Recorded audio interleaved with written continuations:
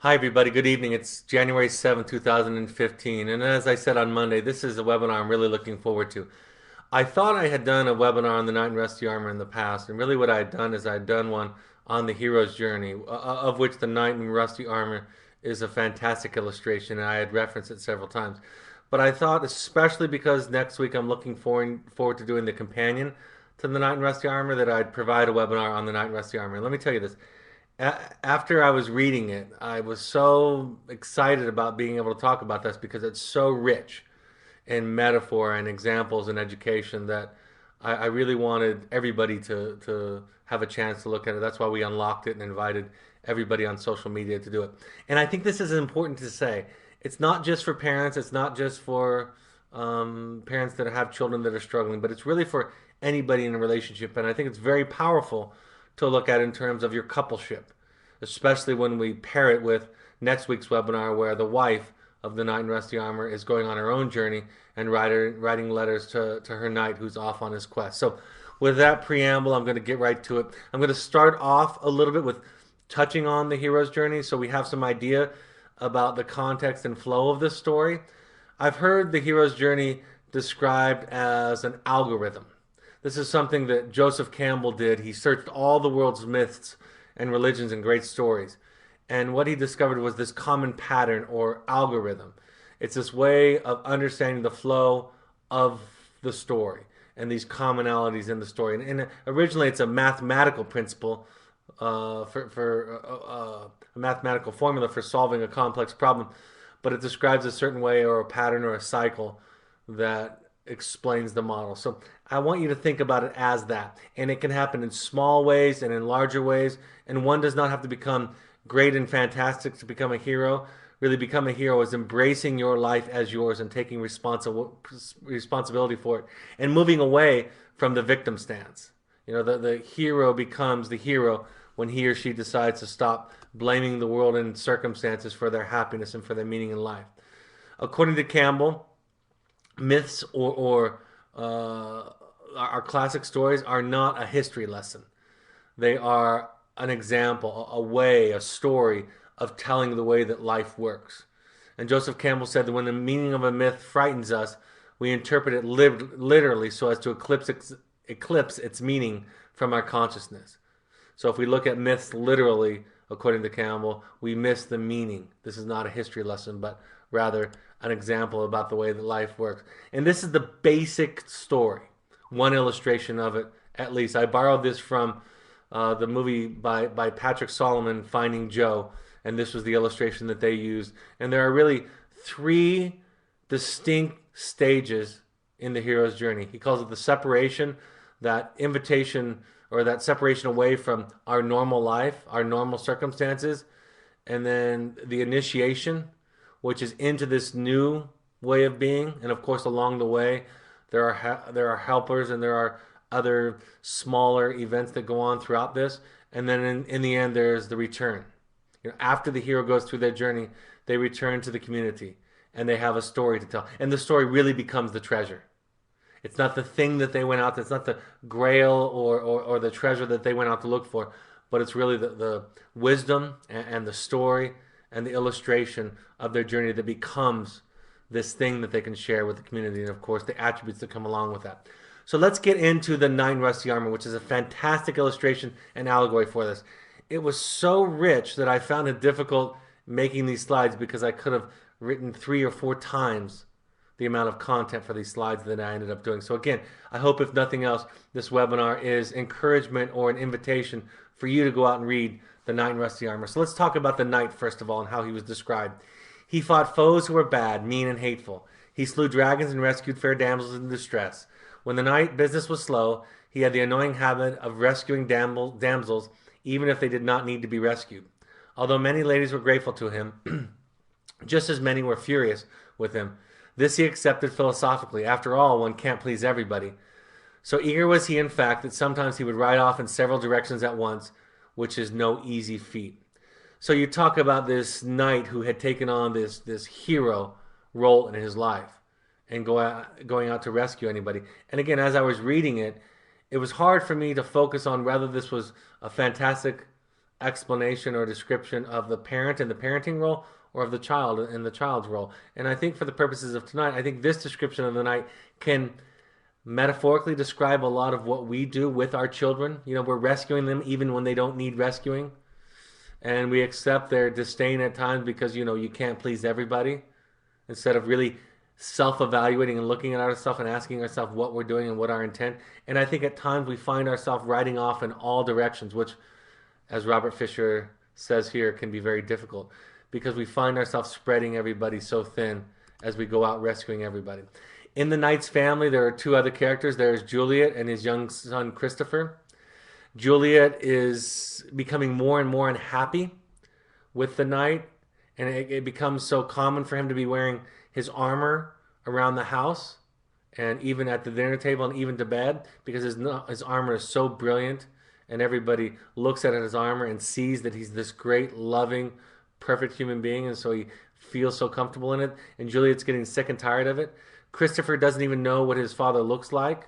In fact, there's only a portrait in their castle for him to look at to remember what his father looks like because his father's always wearing his armor, even the visor in front.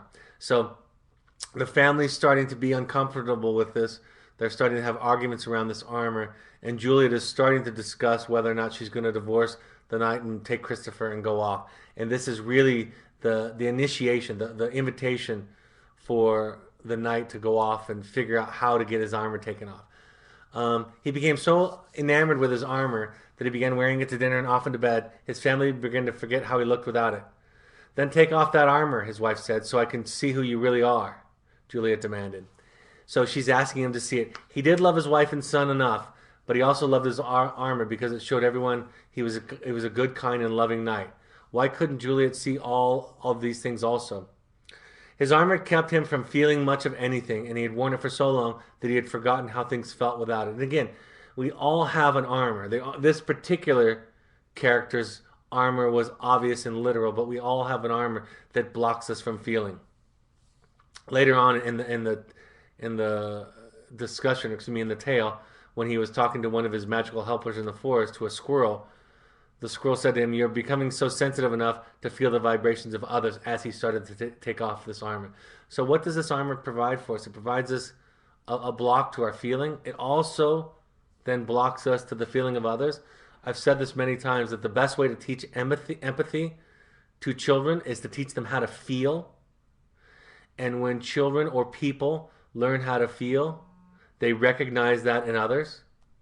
So that's a way of thinking about the creation of empathy in a human being that we often don't think about because we think about teaching it through guilt or examples of how people hurt other people, and that's not really the way to do it.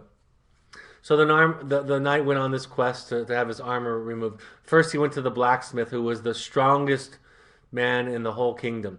And the blacksmith tried everything, tried knocking it off, tried hammering it off, and there was no way that it would come off.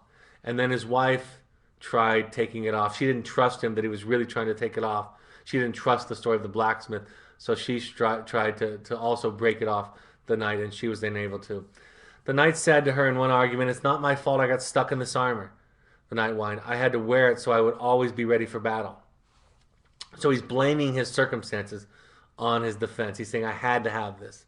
I couldn't live without it." And of course, she had the retort that you weren't doing this for anything but selfish reasons. Unable to find it in his own kingdom, that is, the ability to take off the armor, the knight decided to search in other lands. Somewhere there must be someone who knows how to get this armor off, he thought. And I thought this was a beautiful illustration of the children, the young adults and adolescent children that come to our program. This is something that each of you and your families have done. You've found somebody in another land that can help your child take off their armor and eventually get to the business of helping you take off your armor in this process. As he was leaving the kingdom, he wanted to say goodbye to the king, and he came upon the court jester. And after talking to the court jester for a while, he shook the court jester's hand and nearly crushed his hand. And then he apologized to the court jester for hurting him. And the court jester said, "When the armor's gone from you, you'll feel the pain of others too." And again, I think that's a beautiful illustration and truth about us, that the more we feel, the more we recognize and sense feelings of other people.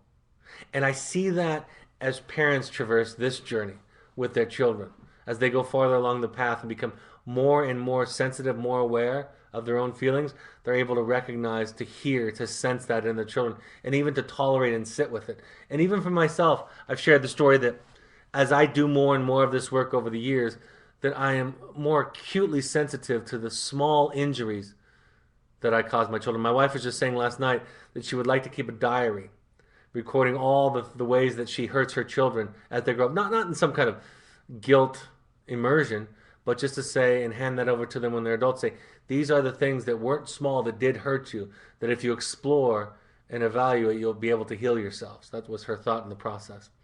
But I think it's a wonderful thing to witness as a second nature therapist as parents go through this process. So, like all heroes' journey, he has to go into the woods. In fact, you'll notice from the movie that just came out, Into the Woods, that's really what that movie is about. It's a classic hero's tale. And the woods represent this dark, unknown, scary place, right? And Joseph Campbell says that we have to enter the metaphorical woods where there is no path. We can't follow a path because if we follow a path, then it's somebody else's path. It's not our path. So we go into this uncharted place. This is why you end up watching webinars. This is why you end up sitting in parent groups. This is why you end up sitting in Al-Anon meetings or CODA meetings. You're stepping outside of your comfort zone into this place that is scary and unknown where you're not sure of yourself anymore. When he went into the woods, he found Merlin, the magician from King Arthur's time. And he found him when he was feeling weaker than usual. And I thought that was an interesting statement in this way, that I think we've talked for years about the natural leverage that we have with our clients in the wilderness. You know, they want to get back home. And a lot of times the work that they do in our programs is the key that unlocks the door, the passageway to coming home or to going back to regular life. So there's this natural leverage that gets created by the removal of creature comforts and this place that they go off to out there in the wilderness. But I've also come to realize that there's a certain kind of leverage that we have with parents that's natural, because parents are particularly vulnerable. They're particularly exhausted. They've tried everything. They're feeling hopeless. And so I think that it is in those moments that we're feeling weak and vulnerable and impotent and exhausted that the magical helper appears. And in this case, in the case of the knight, it's Merlin. As the knight climbed off of his horse, he says to Merlin, I've been looking for you for months. I've been looking for you. I've been lost for months. You've been lost all of your life, corrected Merlin. The knight stiffened. I didn't come all this way to be insulted. Perhaps you have always taken the truth to be an insult, said Merlin. And I wanted to share this idea with you as I do work with parents. And I can get away with it on webinars because I'm not sitting face to face. But when I do work with parents on the phone, or when I do work with parents in person, I find the same kind of reaction. Then when we're describing a dynamic, or I'm describing what my ears hear when I'm watching a parent or a child or coaching them, oftentimes the initial responses in the early phases of their program, of their work here, they react in the same way that the knight did. They stiffen and become defensive and talk about getting it right or getting in trouble, or being corrected so much so that they feel overly self-conscious in the process. And my process is really coming from a place of compassion and of observation. And I can tell that parents, in this case, that parents have equated feedback or an idea or an observation where they might learn something as an insult, instead of thinking about it as, oh, there's this thing that I'm doing, I didn't think of it that way, or, oh, thank you for sharing that information with me. And sometimes it shows up in them being incredibly eager to please me, to try to do the right thing, instead of just trying to find the truth and bumping into the walls along the way. So as I share this idea, this small dialogue here with you between the knight and Merlin, I want you to think about that. And when you go to read the book, you'll hopefully be able to identify those times in your life when somebody has shared an idea, some feedback, an observation, some coaching with you. And because of your own history, your own context about you needing to be the knight in shining armor in life, in your family of origin, that you take those kinds of corrections as insults instead of nurturing, education, guidance, and so forth. Merlin also observed about the knight. He said, you are too weak to run, which is a good thing, because a person must stay in one place for a while to learn something. And I think about that as it particularly applies to our students, to our students out in the field, because sometimes they literally want to run and sometimes they metaphorically want to run. And really, what we do programmatically is we keep them, so to speak, in one place. They develop that anywhere but here. Let me go back to school. Let me go back to my family. I want to go to the next program.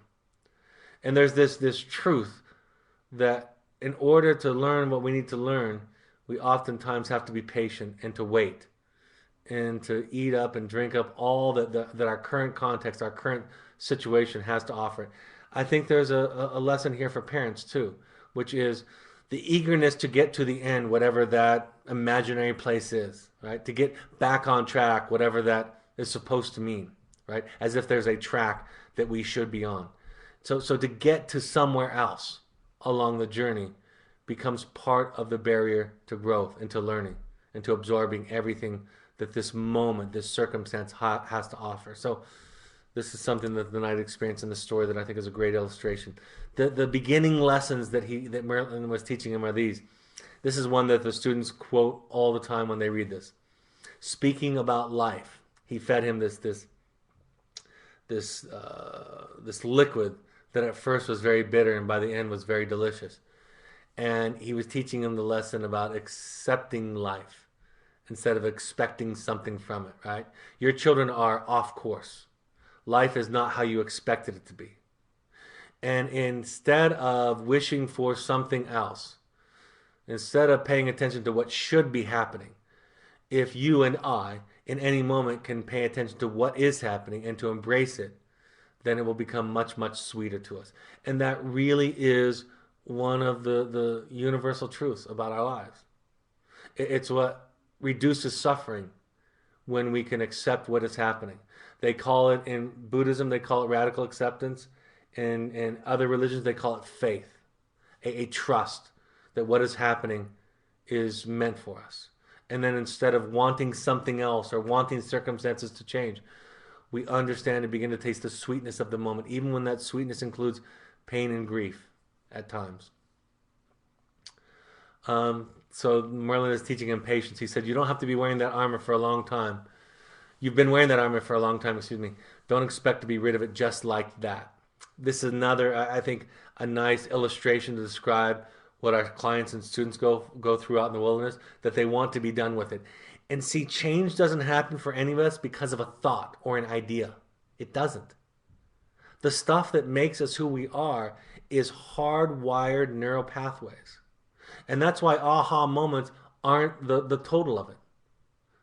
And that's why we have to learn to live and think a different way through time and over practice and through experience to be able to truly change. And we've worn our armor for a long time. We've worn it to survive. We've worn it because it's how we were taught. We've worn it because it became our solution for navigating pain and fear and sadness in our life. And it's going to take some time to rewire our brain.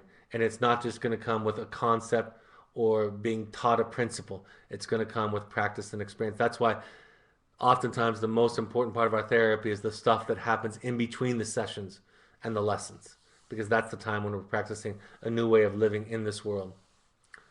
The knight said, I don't understand. And Merlin responded and said, that is because you're trying to understand with your mind.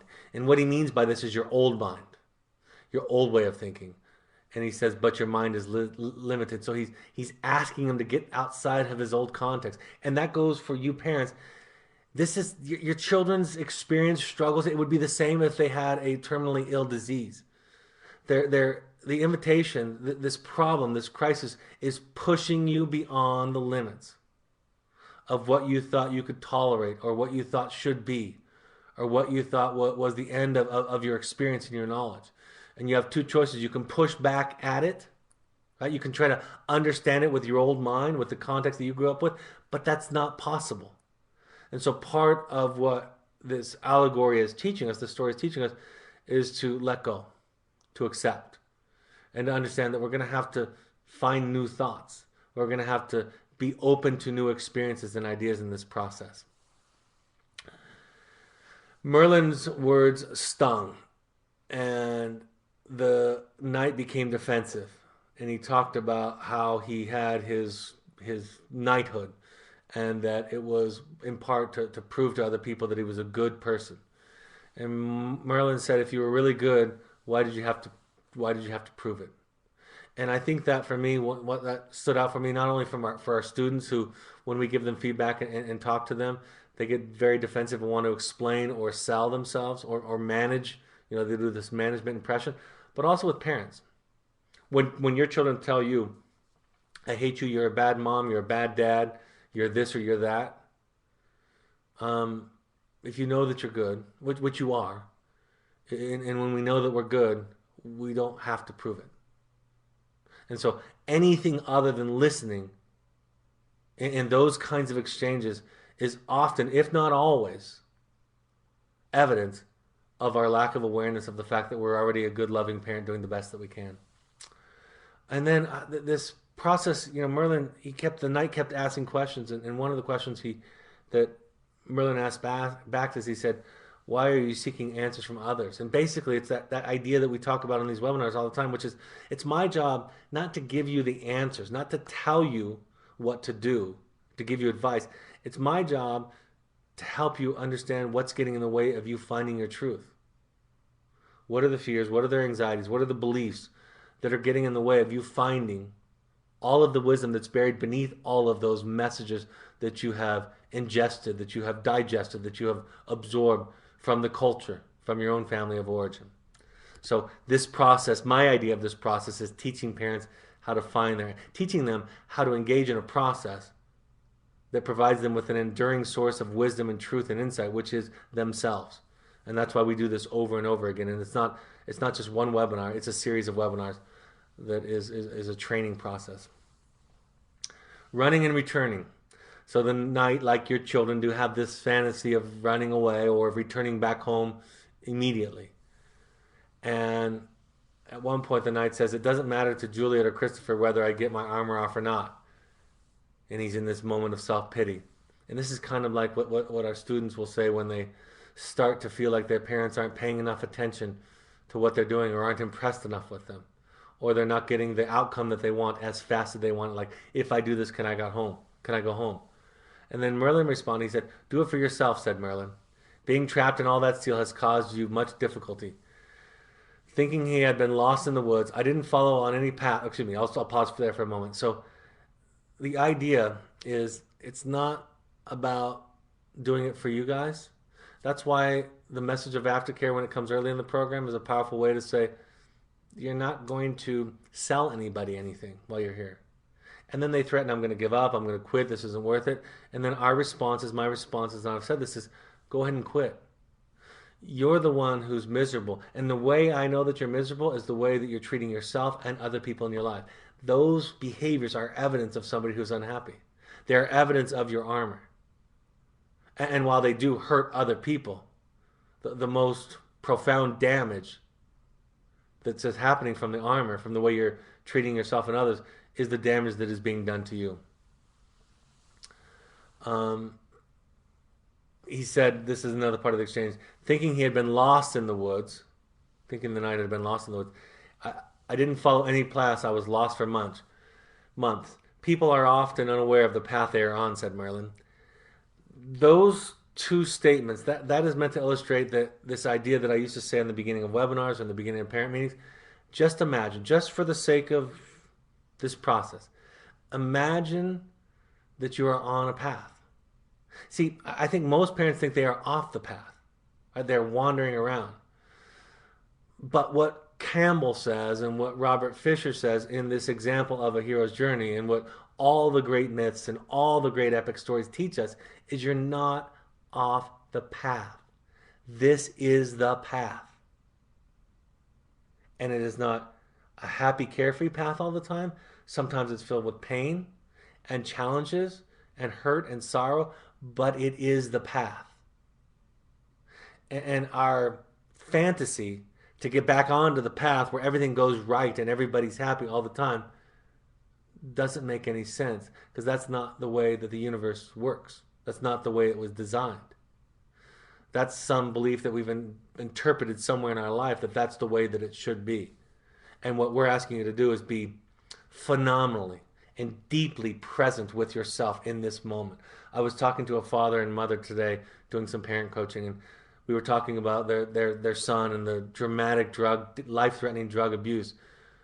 And part of the question, the overall question is, what do I do? And the mother asked this actually as tears were coming out of her eyes. And my response was, I think you cry right now. That's what you do. You feel it. Because that's what's happening, because somebody that you love is hurting themselves and is risking their life. But you stay present with that instead of trying to control it or defend it in some way. So we are on the path. We are not off it. We just don't know that we're on the path. So the knight has to go through this path of truth. And on this path of truth, he is to encounter 3 castles that block the path, and he can't go around them or he's sure to get lost, says Merlin. The first castle is the castle of silence. We'll talk about that. The second castle is the castle of knowledge, and the third castle is the castle of will and daring. So we'll describe all of those and each of the challenges and lessons in those castles as we go along. But first of all, on the path of truth, he begins to get help from a squirrel named Squirrel, and from the pigeon Rebecca. And at first he is frightened and concerned that he's talking with and having dialogue with Squirrel and Rebecca. And then the second step that he is he marginalizes them. I think about that oftentimes the way that our clients initially engage our staff. They treat them less than. They look different. They're counterculture.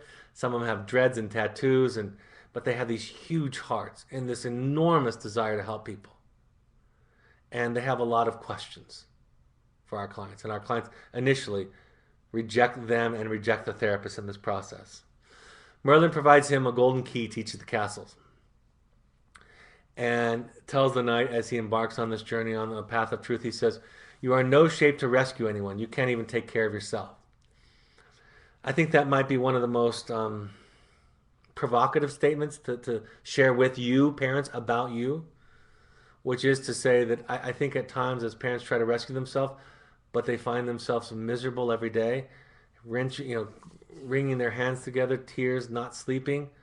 My response would be to that parent, you're in no shape to rescue anybody. You're having a difficult time taking care of yourself. That's why we talk about with you all the time that one of the first and fundamental needs that your children need from you, your children in treatment struggling with mental health and addiction issues, what they need most from you is they need you to make your life your project, not their project.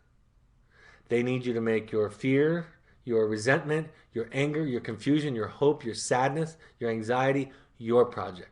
Don't not feel them. Go ahead and feel them, but own them as yours. And that is where your work is. That's not your child's work to take away your fear or your anxiety or your sadness. That's not their job. That's your job. So learn to take care of yourself instead of trying to rescue somebody else, which is just a convoluted way of saying make somebody else change so you don't feel anxious anymore. And that's what Merlin was teaching the knight as he headed off on the journey. He talked about this idea of self-knowledge leading to self-love. That the way that we gain compassion for others, for ourselves, for others, which is essentially the same thing, is that we learn to see all the parts of ourselves. See, the knight initially was covered with a beautiful, beautiful, shining, gleaming armor, but could not see himself. Right? He had to project this image to feel okay about himself, that he was this wonderful, beautiful, perfect knight.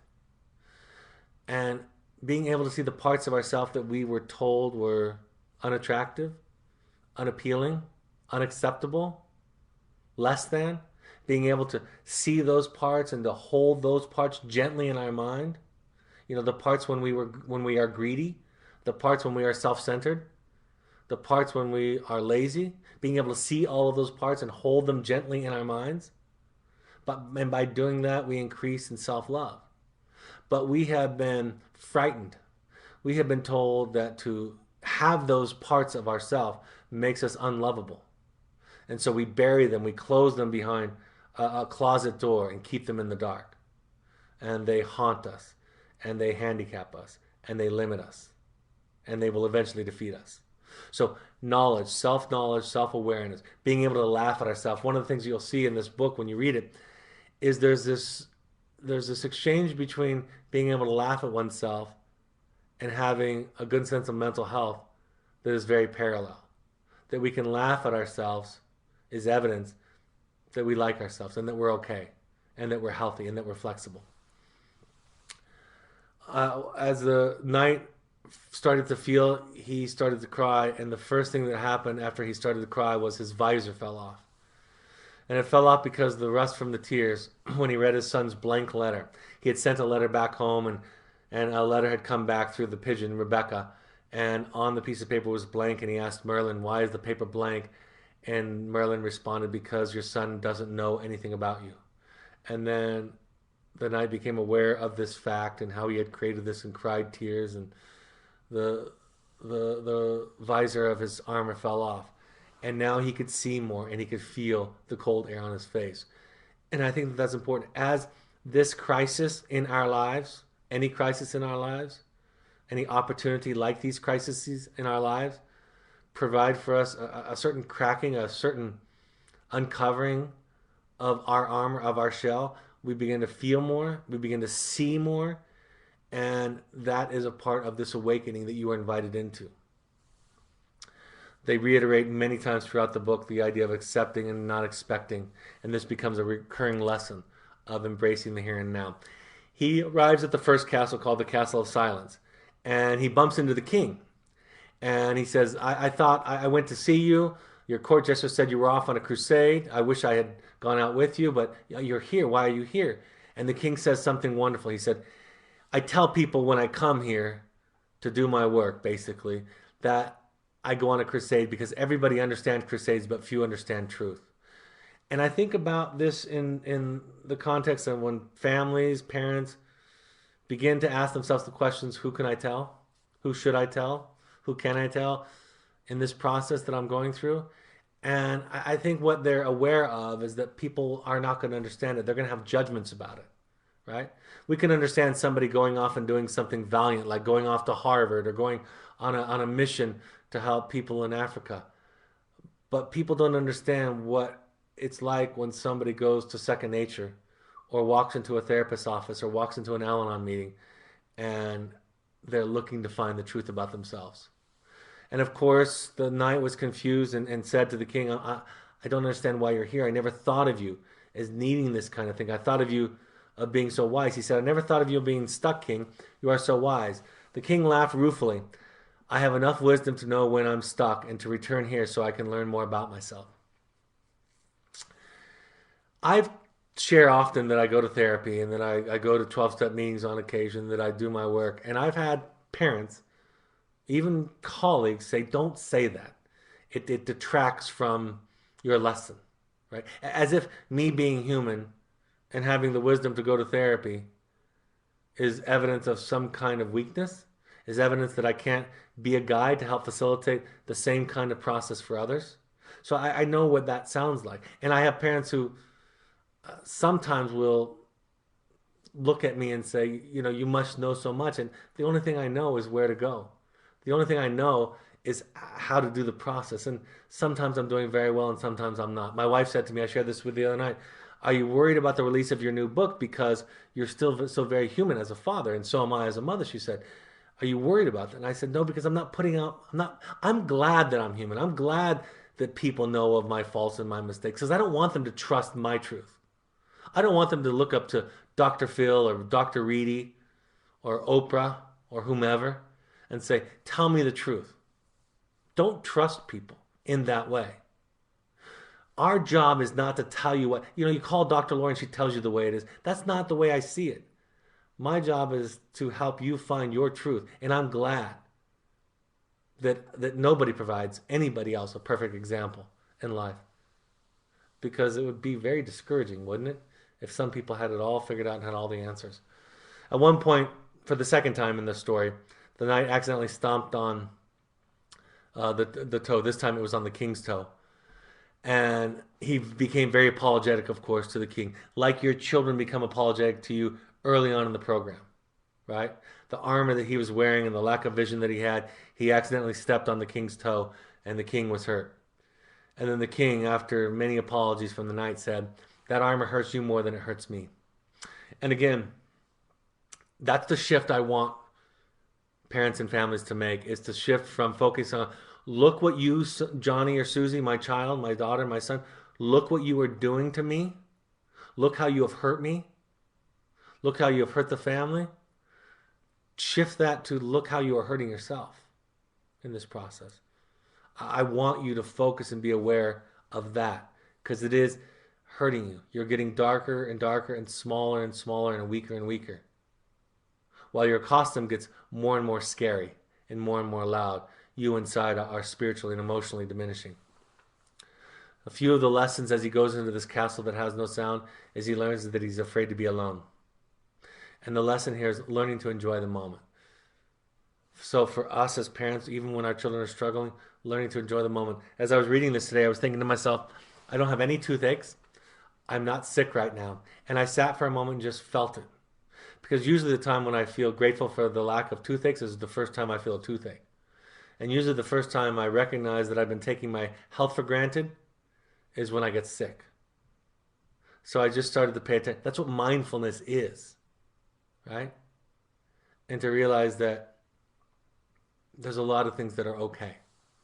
And even our pain, even our sadness, even our hurt, in many ways is okay, because it's a feeling that I have, and because I'm having a feeling, I'm still alive and I'm not going to be here very long. So it's that kind of mindfulness and that kind of embracing that the night and these stories are encouraging us to do. And as he began to listen to the silence, he got in touch with his wife's pain and the impact that he had on her. And I think that happens for our students. I think it happens for our parents as they have listened to the silence. And by that I mean that's part of the magic of letter writing as the primary form of communication. To tell you the truth, I liked it better when we used to have to work with snail mail and people didn't have uploads on their computer and very few people had fax machines. I liked it back then even better, because then you just had to sit with yourself and feel, and so did the student. And your letters would pass each other in the mail. And I think it was an opportunity, at least I'll say, to become more aware of your internal self and workings. And by doing that, again, you can get in touch with other people's a lot more clearly. And this is the message that Merlin gave to him. Merlin seemed to have this magical ability to read the knight's mind and to anticipate the next step. And the knight was very impressed by that and questioned him. And he said, it's simple. Since I know myself, I know you. And that's really the way I see my work, is as the more I work on knowing myself, the more clearly I can see my client, whether that be in the person of the child or the parent. And so most of what I know comes from my own journey of spending time on the other couch in therapy over the years. So he gets out of the castle of silence and he moves along the path and he gets to the next castle. This is the castle of knowledge. And the lesson in here, the inscription reads, the more you'll know, the more you'll see. And one of the first specific lessons that he learns is that he's mistaken need for love. And I think that's a really, really common mistake that all of us make, children and parents alike. In fact, I think as parents, we begin to question, if our children don't need us, then why or will they or do they love us? And so there's this unconscious energy from a parent to stay in that needed position in many ways. And love is something entirely different. Love feels everything. Love feels connected. Love sees the other person. Love doesn't rescue. Love doesn't remove pain. Love doesn't require anything to be happy. So I think that we learn in this process, as our children go through this process, to understand what love is. And when we love more, we listen better. When we love better, more we see better. And when we think that need is love, we get very controlling and very scared and hold on to things tightly. The knight did, the love of others because he didn't love himself. I have this thought, and this is another strong thing to say, but I can say it because it's in the story. I hear a lot of parents talk about how their children don't love them anymore, or very worried that their children might not love them. And my thought is, over the years, it's not really the child's job to provide unconditional love for the parents. It's really the other way around. And that we can tolerate more of our children's rejection or disdain or dislike, the more we develop a love for ourselves. It doesn't hurt us, doesn't scare us. And as we practice greater self love and our children struggle in all kinds of ways and tell us that they hate us and that they're not going to forgive us, we look at them with the utmost of compassion and love and acceptance. And eventually they realize that that threat, that weapon doesn't mean anything to us, doesn't do anything. And it becomes less of a utility for them in the process. Impatient, the knight thought, I want to find my way out of the castle so I can get to the top of the mountain. Maybe what you're supposed to learn here is, one of his helpers says, is that you have all the time in the world, suggested the pigeon. And again, it's this idea that this is it, right? This is the time. This is the experience. Your children, some of your children are out of program and in other places. Some of your children are in our program or in the aftercare program. And it's quite possibly exactly what they need to be doing. And this is a wonderful, wonderful time in everybody's life, but we just don't recognize it. He starts to learn the difference between blame and accountability. Accountability is courageous. It doesn't take away energy. Blame takes away energy. Blame demotivates us. But accountability is courageous and takes powerful steps forward. At one point, they find a mirror in the castle of knowledge, and the mirror is a magic mirror that reflects back the real self. And the knight doesn't recognize it because the mirror reflects back a beautiful, innocent, and perfect person. And he had been working to be liked his whole life. And so he said to the helpers, he said, I think I've wasted my whole life. But then he was corrected, and he was told that he hadn't wasted his whole life, that he needed to learn what he needed to learn. And I think that's true. I want to talk about the parents with this bullet point, because you needed to learn what you needed to learn.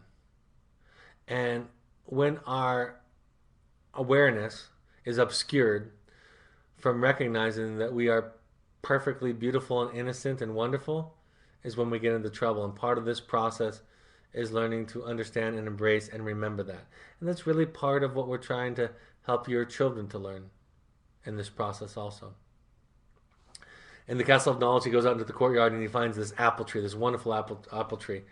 And it's referred to vaguely as the tree of ambition. And this was a teaching tool for Merlin to say, you know, human beings have ambition. They want to be better than what they are, but this is impossible. A tree just is what it is. Trees can teach ambition of the heart, which is to be there itself. The full extent of the apple tree is to provide apples. Whereas we try to accomplish more and make more money and gather more things and get more degrees and impress people. But we can't really be better than what we are if we're beautiful, innocent, and perfect. So he goes through this process and gains some self-awareness and some self-knowledge in the process. And then he gets to the point, excuse me, my computer's acting up a little bit, so let me just fix that.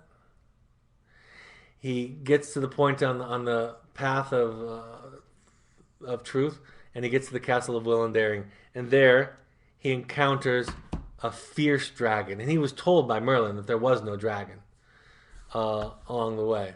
But this was a different kind of dragon. This was a dragon that his own mind had created. He had all this knowledge. He had gained this awareness of self. He had started to feel parts of his armor had fallen off along in this process. I think at this point he may have just been down to the breastplate because all of his tears rusted off his armor and they all fell off. And he encountered at the front of the Castle of Will and Daring the dragon of fear and doubt. And he tries a couple of attempts at it and the dragon burns him. And he goes and he soaks himself in a river, and the helpers tell him, you know, you got to face it again. And he says, how can I? It's going to kill me. It's going to burn me. You know, it's real. It's not just my imagination. And they're trying to teach him that he's creating this dragon. He's believing in it. And one of the helpers says, you made the fire real by believing that the dragon was real. If you face the dragon, there's a chance it will destroy you. But if you don't face the dragon, it will surely destroy you. And this is one of Campbell's core messages, Joseph Campbell's core messages, which is everything, every treasure, everything that is wonderful that we want is on the other side of fear. And that the dragons that we face in our life are lies. You know, the dragon that we're going to be alone, the dragon that if we tell the truth, that nobody will like us. How can we tell the truth? People won't like us if we tell the truth.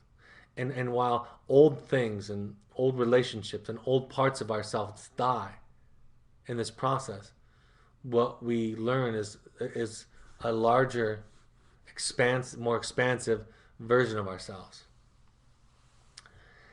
And the dragons will come back and again, the knight learned, but he also learned that he will be stronger and the dragon will be weaker. So the dragon eventually shrinks down as he faces it, and it shrinks down to nothing and disappears, and the castle of Willendaring disappears. And he learns this process that, again, that it's not just knowledge. Like I said earlier, it's not just education from the webinars or something your therapist says that changes you. It's actually facing and walking through your fears. That's the only thing that will help us recognize that they're not real. And by the way, you'll probably recognize some of those themes in dreams that you have at night. That the things that you run away from in your dreams become louder and scarier. And the things that you face and approach in your dream become more manageable and less terrifying. So he gets to the summit of the truth, to the top of the mountain, and there's this inscription on this big boulder. And he's trying to hold on, he's trying to climb to the end. And it says, "Though this universe I own, I possess not a thing, for I cannot know the unknown if I cling, if to the known I cling." And that's why what we have to teach you is something different, not more of what you have learned, but something different. And that's why some of it sounds like psychobabble. That's why some of it sounds new agey and some of it sounds cheesy, but it's something different. And the more you do this, the more you'll hear it.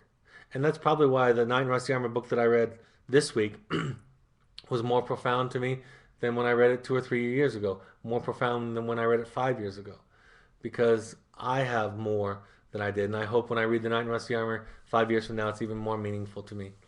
The questions become, what knowns, what things that you accepted as the truth have you clung to? Can you trust the universe and let go? Eventually, the knight is encouraged to let go, and he let go, and he falls. But in his falling, he actually experiences this bliss, and he actually falls upward, is the way that the book describes it. And at the end of his fall, he's actually in a higher place. And he says to himself, "I nearly died from all the tears that I left unshed." And the end result in the knight's story and in our lives as we embrace this is that he felt a greater sense of connection to everybody and everything. And he experienced more love and joy. And that's really what the journey at Second Nature is about for clients and patients. I know you sent your child here to deal with and to treat specific symptoms, which in many cases were life-threatening, or at least quality of life-threatening. But the invitation that this experience that you had is giving you, the invitation that life is giving you, is to embrace and try to reach, to find something else. And in the moments that we do that, we feel connected to utterly everything. You're on your own quest. It's your own journey. You have to enter your own forest, as the Knights of King Arthur did, each following his own path into the forest. In each story, there is a motif of death. Sometimes some things in us must die in order for part of us to emerge. The death of a hero and the birth of a soul is how it is described by one book. You'll meet helpers along the way. Sometimes they're sponsors or friends, or sometimes they're other parents in meetings. Sometimes they're therapists or staff members. And then you'll become a master of two worlds. And in the end, your treasure is your own story. Your enlarging self, the transformation of self, the experience that taught you about compassion towards self and others, and that gave you the kind of strength and the kind of wisdom, the kind of experience where you can offer that compassion to the rest of the community, and maybe most importantly, to those in your family. So those are the take-home messages. All right, I don't know if there are any questions. I have a few minutes for a couple of questions, if any have come up, Stephanie.